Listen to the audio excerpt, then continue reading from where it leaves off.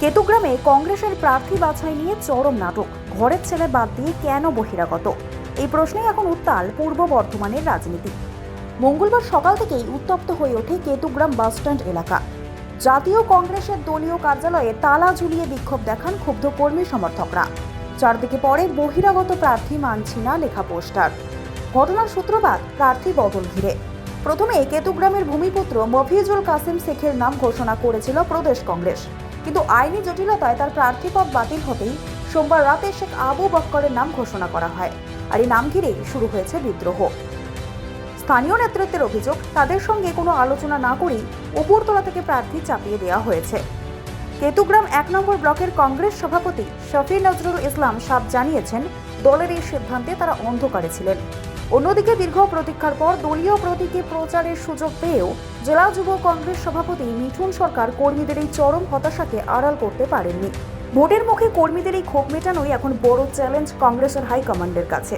শেষ পর্যন্ত কি ভূমিপুত্র দাবিতেই শিলমোহর পড়বে, নাকি লড়াই হবে বহিরাগত তকমা নিয়েই? নজর থাকবে আমাদের। আমাদের মত না নিয়ে বহিরাগত প্রার্থী করা হলো কেন?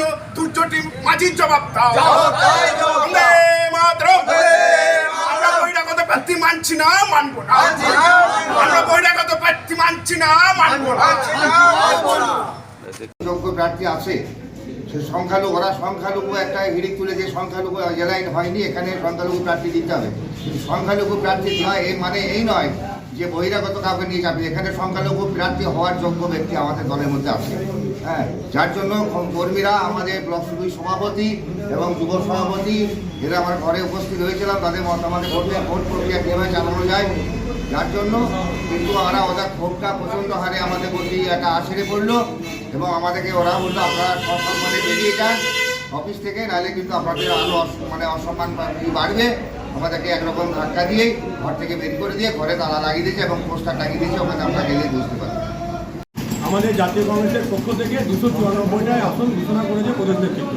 কেতুগ্রামও প্রার্থী ঘোষণা করেছিল। প্রথম লিস্টেই ছিল মফিজুল কাসেমের নাম, আমাদের এলাকারই লোক, সংখ্যালঘু সম্প্রদায়। আমরা প্রত্যেকেই তাকে মেনে নিয়েছিলাম, কিন্তু আইনি জটিলতায় ওনার প্রার্থীপদ ক্যান্সেল হয়ে যায় বা উনি দাঁড়াতে পারবেন না বলে জেলা নেতৃত্ব এবং প্রদেশ নেতৃত্ব নতুন বিকল্পের সন্ধানে প্রার্থী ঘোষণা করে একজন বাইরে থেকে।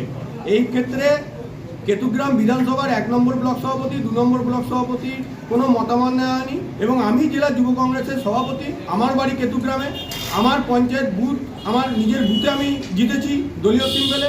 আমাদের কোনো রকম মতামত না নিয়ে একজন বাইরে থেকে একটা ছেলেকে দাঁড় করিয়ে দিয়েছে, সংখ্যালঘু বলে তাকে দাঁড় করিয়ে দিয়েছে। তাহলে সংখ্যালঘু তো কেতুগ্রামেও ছিল। কেতুগ্রামে আমাদের যুব সংখ্যালঘু আছে, মাদার কংগ্রেসের সংখ্যালঘু আছে, মহিলা কংগ্রেসের সংখ্যালঘু আছে। তাহলে কেতুগ্রামের ব্লক সভাপতি, কেতুগ্রামের স্থানীয় নেতৃত্ব কারো মতামত না নিয়ে জেলা এবং প্রদেশ নেতৃত্ব একটা বহিরাগত প্রার্থীকে চাপিয়ে দিচ্ছে। এই চাপিয়ে দিলে তো হবে না। কর্মীরা এতে একেবারে হতাশ এবং বিক্ষুব্ধ। কর্মীরা প্রথম অবস্থায় উজ্জীবিত ছিল দলীয় সিম্বল ফিরে দেওয়ার জন্য, কিন্তু এইরকম পরিস্থিতিতে বাইরে থেকে প্রার্থী ঘোষণা করায় তারা বিক্ষুব্ধ। আমি শুনতে পেলাম যে দলীয় সভাপতিদেরকে 1 এবং 2 নম্বর ব্লক সভাপতিকে তারা কার্যালয় থেকে বের করে দিচ্ছে, কেননা তাদের সম্মানহানি হতো। আমি শুনতে পেয়ে সঙ্গে সঙ্গে এখানে এসেছি। আমাকেও কর্মীরা বা আমাদের যুব কংগ্রেসের কর্মীরা বিক্ষোভ দেখায়। তারা বলে যে আমরা বহিরাগত প্রার্থী মানছি না, জেলা এবং প্রদেশকে সেটা জানানো। আমি জেলা এবং প্রদেশকে জানাচ্ছি অবিলম্বে এই বিষয়ে আলোচনা করা হোক, নাহলে কেতুগ্রাম বিধানসভার দলীয় কর্মীরা একেবারে হতাশ হয়ে থাকবে আর আগামী দিনে হয়তো নির্বাচনে অংশগ্রহণ করবে না।